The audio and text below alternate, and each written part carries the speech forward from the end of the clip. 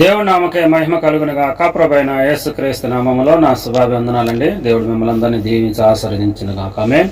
దేవుని పరిశుద్ధ గ్రంథంలో ఒక మాట ఉంది, మనము చదువుకున్నాము. ఈ స్వాతంత్రమును గురించి దేవుడు రాయబడిన మాట మనం ఒకసారి చదువుకొని బలపడదాం. దేవుని పరిశుద్ధ గ్రంథము ఒకసారి గలతీయులకు రాసిన పత్రిక 5వ అధ్యాయము 1వ వచనంలో ఈ మాట రాయబడినది. మనం ఒకసారి చదువుకుందాం. ఈ స్వాతంత్రము అనుగ్రహించిన క్రీస్తు మనలను స్వతంత్రులుగా చేసి ఉన్నాడు. కాబట్టి మీరు సిద్ధముగా నిలిచిన మరల దాస్యమును కాడి కింద చిక్కుకోకండి. దేవుని ప్రియులారా, దేవుడు మనకు చెప్తున్న మాట, ఈ స్వాతంత్రం అంట అనుగ్రహించిన క్రీస్తు మనలను స్వతంత్రులుగా చేసి ఉన్నాడు. కాబట్టి మీరు స్థిరమైనగా ఉండి నిలిచి మరల దాస్యపును కాడి కింద చిక్కుకోకండి అని వాక్యము చదివిస్తున్నారు. దేవుడి ప్రియులారా, స్వాతంత్రం అనేది ఒక దేశానికి ఒక స్వాతంత్రం ఉంటుంది. ప్రతి దేశానికి, ఈ దేశానికి లేదు అనేదానికి లేదు, ప్రతి దేశానికి ఒక స్వాతంత్రం ఉంటుంది. మరి మనసులకు కూడా ఒక స్వాతంత్రం ఉన్నది. ఎందుకు మనసులకు స్వాతంత్రం ఉందంటే ఆదిలో నుంచే మనసులకు ఒక స్వాతంత్రం ఉంది. అందువల్లనే జనాలు ఏమవుతారంటే వాళ్ళ ఇష్టానుసారమైన వాళ్ళ జీవితాలలో గడుపుకుంటూ పోతున్నారు. దేవుని ప్రియులారా, ఒక మాట మనం అందరికీ తెలిసిందే, కానీ అది మర్చిపోయిన విషయం. కాబట్టి అందరికీ తెలిసిందే, పుట్టుక అనేది పలానా కాడ పుట్టాలా, పలానా టైంలో పుట్టాలి, పలానా కులంలో పుట్టాలి, లేకుంటే పలానా దేశంలో పుట్టాలి అనేది మన చేతిలో లేదు. సరేలే పోనీలే అనుకుంటే మరణం అనేది కూడా మన చేతిలో లేదు. పుట్టుక అనేది మన చేతిలో లేదు, మరణం అనేది కూడా మన చేతిలో లేదు. మధ్యలో జీవితం మన చేతిలో పెట్టుకొని మన ఇష్టానుసారమైన జీవితాలు జీవించి మరి పుట్టుక మన చేతిలో లేనప్పుడు, మరణము మన చేతిలో లేనప్పుడు, మరి మధ్యలో జీవితం కూడా మన చేతిలో లేకుండా దేవుడికి అప్పగించుకుంటే ఎంత ఆశీర్వాదం ఉంటుంది. దేవుని ప్రియులారా, పుట్టుక అనేది ఎవరైనా పుట్టినా, నువ్వు పుట్టినా, నేనైనా కానీ అది దేవుడి చేతిలో ఉంటుంది. ఎవరు పుట్టుకైనా సరే, మరణమైనా సరే దేవుడి చేతిలో ఉంటుంది. కాబట్టి మధ్యలో జీవితం కూడా మనం కూడా దేవుడికి అప్పగిస్తే అది గొప్పదిగా ఉంటుందని దేవుడు ఆదిలోనే స్వతంత్రంగా ఇచ్చేసాడు. ఆదిలోనే మనుషులకి స్వతంత్రం ఇచ్చాడు దేవుడు. ఆ స్వాతంత్రం వలన వాళ్ళ ఇష్టానుసారమైన పాపం చేసేసి దేవునికి విరోధమైన ఏదైతే దేవుడికి నచ్చదో అది చేసుకుంటూ వచ్చు దేవునికి విరోధమైన పాపంలోకి వెళ్ళిపోయినాడు. దేవుని ప్రియులారా, ప్రతి ఒక్కరును కూడా ఆలోచన చేయాల్సిన మాట ఏంటంటే, మరి స్వాతంత్రం అనేది దేవుడు మనకి ఇచ్చినప్పుడు దాన్ని వినియోగించుకోవాలి. ఇప్పుడు మన దేశ స్వాతంత్రమే చేసుకుంటాం అనుకోండి, దేశ స్వాతంత్రం చేసుకుంటే ఇది మా దేశం, మా దేశం అని చేసుకుంటాం. మరి లోగా మనం ఒకసారి చూస్తే మరి ప్రేమ, నా అనే ప్రేమ ఉందా? మనం కులము కానీ, లేకుంటే మతాలే కానీ, లేకుంటే వేరే వర్గాలే కానీ, మనకు ఆ యొక్క అభిప్రాయం లేకుండా, భిన్నాభిప్రాయం లేకుండా ఇది మా దేశము, మా వాళ్ళు, మా జనాలని ఆ అభిప్రాయం ఉందా? ఉండదు. కానీ ఎందుకు ఉండదు అంటే ఈ స్వాతంత్రం వలన మనకేం చేసిందంటే నా అనేది ఏర్పడుతుంది, అలాగే ఎదుటి వారిని దూషించేదానికి ఏర్పడుతుంది. దేశము అనగా ఏ దేశానికైనా సరే స్వాతంత్రం వచ్చింది, ఆ యొక్క స్వాతంత్రం ఉంది అంటే ఆ చుట్టుపక్కల దేశాలు ఖచ్చితంగా పక్కగా పార్టీలుగా ఉంటాయి. ఎందుకంటే ఈ దేశం ఎదిరిపోయిన కనుక ఆ దేశాలు కూడా పార్టీలుగా ఎలవరుగా ఉంటాయి. మరి మన దేశంలో ఉన్నవారు పక్క దేశాలంటే పార్టీలుగా ఉంటారు, ఎందుకంటే ఈడిపోయినారు వారు అనేది ఉంటుంది. అదే మన దేశంలోనే ఉన్నవారికి మనకే ఐక్యత లేకుండా ఉంటే ఇంకా ఎలా ఉంటుంది. దేవుని ప్రియులారా, ఏదో ఒక అనేది ఉంటుంది. మనుషులే ఈరోజు భయంకరమైన స్థితిలో మనం ఉన్నారు. దేవుని ప్రియులారా, అందుకే దేవుడు మాట చెలవిస్తున్నమాట, ఈ స్వాతంత్రం అనుగ్రహించిన క్రీస్తు మనలను ఏం చేశాడంటే స్వతంత్రులుగా చేశాడు. మీరు స్వతంత్రులుగా ఉండండి అని మనకు చేస్తే మన ఇష్టానుసారమైన మన జీవితాలు జీవించి, ఈరోజు తాగుడు అనేది చూడండి, ఇష్టానుసారమైన ఈ కార్యాలే చూడండి, ఈ యొక్క భక్తిది కూడా దేవుడు మనకు చెప్పనిది మనము చేసుకుంటూ వెళ్ళిపోతున్నాం. ఇది ఎలాగా ఉన్నదంటే, ఈ స్వాతంత్రం అనేది దేవుడు ఇచ్చిన దానివల్ల ఇది ఎలాగా ఉన్నదంటే మనుషులు భయంకరమైన స్థితిలోకి వెళ్ళిపోతుంది. నా ఇష్టమయ్యా నువ్వెవడు అడిగేదానికి అంటారు. ఎవరిని అంటే పక్కన వాళ్ళని అదొక దారి, కన్న తల్లిదండ్రులనే ఆ మాట అనేవాళ్ళు ఉన్నారు. నా ఇష్టం, నువ్వేం చెప్పేది నాకు, నువ్వు చెప్పేది ఏంది అని తల్లిదండ్రులు దబాయిస్తారు.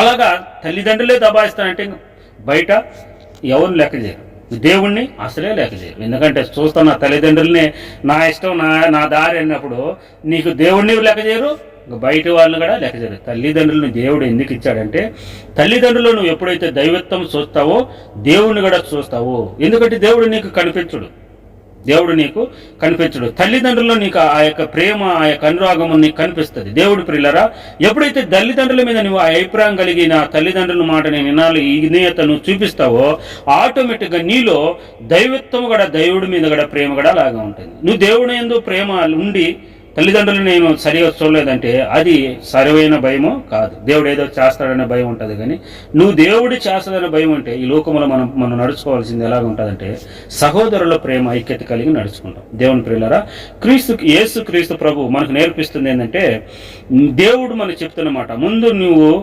దేవుణ్ణి ప్రేమించో లేకనంటే అది పక్కన పెట్టు. నువ్వు దేవుణ్ణి ప్రేమిస్తున్నావని నిరూపించాలంటే ఆయన చెప్పే మాట ఏంటంటే, నీ సహోదరులను ప్రేమించు, నీ తల్లిదండ్రులను సన్మానించు, నా తల్లిదండ్రులు నాకు జన్మనిచ్చిన వారు నా తల్లిదండ్రులను ఎప్పుడైతే సన్మానించు అని నీవు దీర్ఘాయుసుడంతుడు ఆడబెట్టినాడు నీకు అంటే, ఈరోజు అకాత్మైన ఈ ఇబ్బందులు కనకరమైన పోతున్నారంటే కారణం ఏంటంటే తల్లిదండ్రులను సరిగా చూసుకోవడం వల్లనే.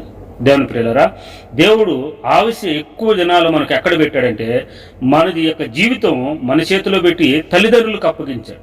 తల్లిదండ్రులు చూసుకున్న వారు చూడండి, వాళ్ళు దీర్ఘాయువు కలిగిన వారు ఉంటారు. తల్లిదండ్రులు సరిగా పట్టించుకున్న వారు, వాళ్ళు ఇబ్బందులు పాలైన వారు మనం ఎంతోమంది చూస్తాం. అందుకని దేవుడు అంటున్నాడు, నేను కన్య తల్లిదండ్రులనే నువ్వు సరిగా భయభక్తులు లేకుండా వాళ్ళని చూసుకోలేదంటే నిన్ను సృష్టించిన దేవుడిని నువ్వేం చూసుకోగలుగుతావు? దేవుని ప్రియులారా, తల్లిదండ్రులు అంటే మనలో ఒక మాదిరి. చిన్నప్పుడు మనం చేసుకోలేని పనులు ఎన్నో ఉంటాయి, కానీ వాళ్ళు చేసి మనకు చూపించి దేవుడు బిడలుగా మనం పెద్దదాన్ని చేసి ఆ యొక్క దీని దేవుడు కూడా ఆ తల్లిదండ్రులు ఎంచుకొని మనను ఆ గర్భంలో సృష్టించుకొని దేవుడి భూమి మీదకి ఉలిగిడిగా తెచ్చాడు.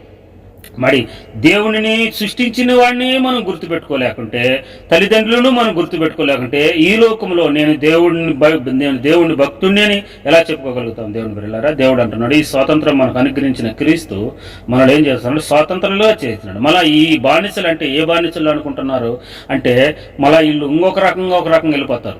ఈ వీళ్ళు క్రైస్తవ బానిసలుగా మీరు ఇంకొక దేశం, అది దేవుడు చెప్పడం లేదు. కులం మతం మదవిగా చెప్పలేదు. అందుకనే దేశం గురించి ప్రార్థన చేయమంటాడు, జ్ఞాపన చేయమంటాడు, దేశాలను గురించి అధికారుల గురించి ప్రార్థన చేయమంటాడు. బైబిల్ గ్రంథమును నీ దేశాన్ని ప్రేమించంటాడు, తల్లిదండ్రులు ప్రేమించంటాడు, ఇరుగు పొరుగు వారిని ప్రేమించంటాడు, నిన్ను వల్ల నీ పొరుగు వారిని ప్రేమించంటాడు. దేవుడు ఎవరిని దేశించమని చెప్పలా.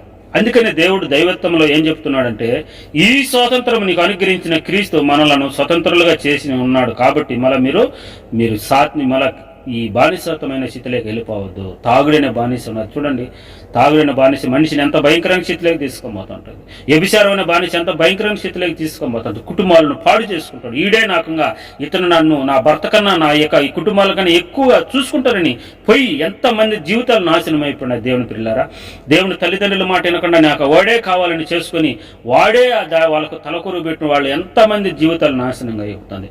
తాగుడైన బానిసంతకు ఎంతమంది జీవితాలు నాశనం అయిపోతున్నది మీరు అందరికీ తెలిసే. ఎందుకంటే తాగని కైపులో హత్య చేసేవాళ్ళు ఉన్నారు, దొంగతనాలు చేసేవారు ఉన్నారు, మర్డర్లు చేసేవారు ఉన్నారు. ఎన్నో వాళ్ళ యొక్క జీవితాలను, వాళ్ళ కుటుంబాలను ఎన్నో సమస్యలకు గురైన ఎంతో మంది ఉన్నారు. వాళ్ళ భార్య బిడ్డలు అందరూ కూడా రోడ్డు పాలు బట్టి ఏడ్చిన వారు, కుటుంబాలకు లాక్కొని పోయిన వారు ఎంతో మంది ఉన్నారు. దేవుని పిల్లరా, ఇదంతా బానిసత్వం కదా. దేవుడు అంటున్నాడు, ఈ బానిసత్వం నుంచి నేను విడిపిస్తా, నీ బంధకాల నుంచి విడిపిస్తా, నువ్వు ఇంక స్వతంత్రంగా బ్రతుకు, దేవునికి ఇష్టమైన బిడ్డగా బ్రతుకుని దేవుడు మనం చెప్తున్నాడు. ఎవరైతే ఇలాగ బ్రతుకుతారో అప్పుడు మనసులకును, దేశానికి, ప్రపంచానికి స్వతంత్రం వస్తుందని వాక్యము చెలవిస్తుంది. దేవుని పిల్లరా, మనలను స్థిరపరిచిన దేవుడు, మనను పుట్టించిన దేవుడు, మనం స్వతంత్రాలుగా మనకి ఇచ్చిన దేవుడు. మధ్య జీవితమే మంది, పుట్టుక మన చేతులు లేదు. అలాగే దేవుడు మరణం మన చేతులు లేదు, రెండు మన చేతులలో. మధ్య జీవితంలో నాదని ఈ మధ్య జీవితాలను ఇష్టానుసారంగా జీవించి పాడు చేసుకుని మధ్యలోనే మనం ముగించుకుంటున్నామంటే కారణం ఏమైందంటే, దేవునికి మనము ఇష్టంగా బ్రతకడం లేదని వలన ఈ స్వాతంత్రాన్ని వినియోగించుకొని మన చెడు మార్గాల్లో ఉండటం వలన మన జీవితంలో. దేవుని పిల్లలారా, ఒక్కసారి ఆలోచించి, దేవుడు మిమ్మల్ని ఆరోగ్యం ఇచ్చి, దేవుడు ఆయుస్సు ఇచ్చి దీర్ఘాయులుగా మిమ్మల్ని చేయాలంటే నిన్ను వల్ల నీ పొరుగు వారిని ప్రేమించు, నిన్ను వల్ల నీ తల్లిదండ్రులను ప్రేమించు, తల్లిదండ్రులను సన్మానించు. తల్లిదండ్రులు సన్మానించినప్పుడు నువ్వు దీర్ఘాయుతుడు అవుతావు. నిన్ను వల్ల నీ పొరుగు వారిని ప్రేమించినప్పుడు నీ కుటుంబం దీర్ఘాయుతుగా ఉంటుంది. దేవుని స్వాతంత్రం నీకు అనుగ్రహించిన స్వాతంత్రాన్ని వినియోగించుకున్నవాడు అవుతావు. దేవుడు నిన్ను, నీ కుటుంబాన్ని, నీ యొక్క సమస్తాన్ని దీవించి ఆశీర్వదించును గాక. Amen, amen, amen. God bless you.